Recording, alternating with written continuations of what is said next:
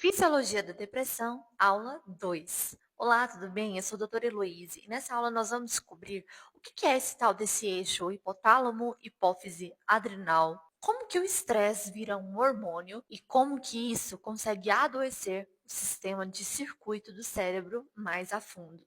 Vem comigo. O sistema HPA, que é hipotálamo, hipófise adrenal, a hipófise, apesar da gente escrever com H, ela aparece com P porque seria a glândula pituitária, ok? Ela é uma comunicação entre o cérebro e o restante do corpo.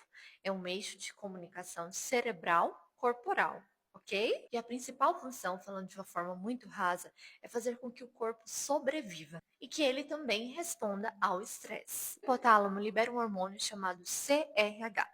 Esse hormônio vai lá para a hipófise, que libera um hormônio chamado ACTH. E depois, esse ACTH vai lá para suas glândulas adrenais, que ficam em cima dos rins, e liberam o cortisol. Pronto, seu corpo entrou no modo sobrevivência. E afinal de contas, o que o cortisol faz no corpo?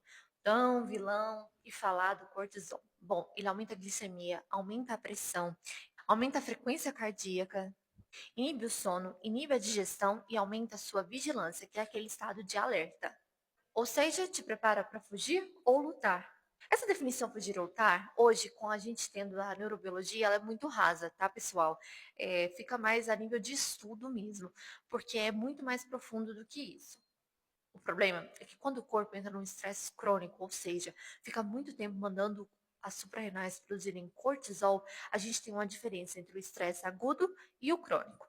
No estresse agudo, que dura minutos, o cortisol sobe e depois cai. Já no crônico, ele pode ficar alto semanas, meses, o feedback negativo, que é para mandar de parar de produzir, para de funcionar. E aí nós temos uma grande desregulação hormonal. O que esse cortisol vai fazer lá no seu cérebro? Bom, você lembra daquela parte amígdala que eu comentei no vídeo anterior?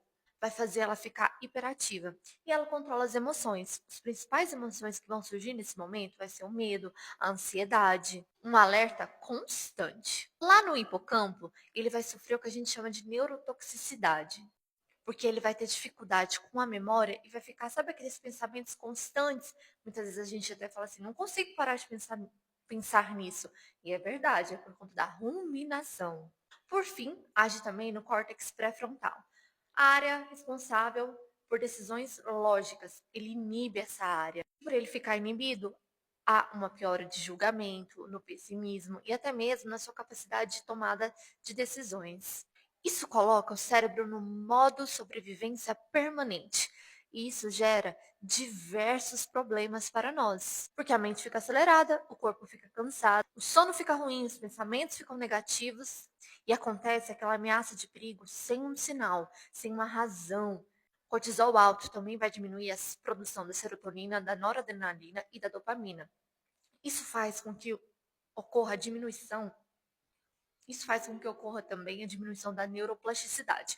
O que é essa neuroplasticidade? É a capacidade do cérebro de se comunicar, de se recompor, de fazer as ligações dendríticas, de mandar informação. E tudo isso cai. Logo, o eixo HPA ativado por muito tempo acaba adoecendo o circuito. Se você gostou dessa aula, curte, compartilha e me segue para a gente continuar a desvendar a fisiologia da depressão. Até a aula 3.